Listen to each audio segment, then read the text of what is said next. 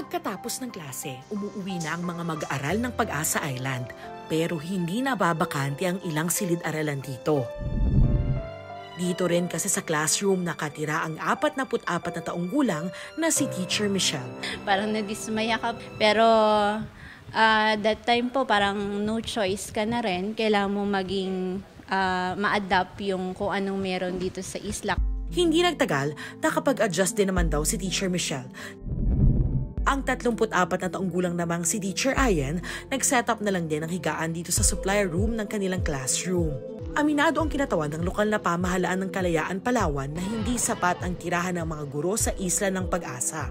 Nasa 14 na guro raw ang nagtuturo sa Pag-asa Island. Sa kabila ng lahat, tuloy pa rin ang pagsusumikap at pagtuturo ni na Teacher Michelle, Teacher Ayen at lahat ng mga guro sa Pag-asa.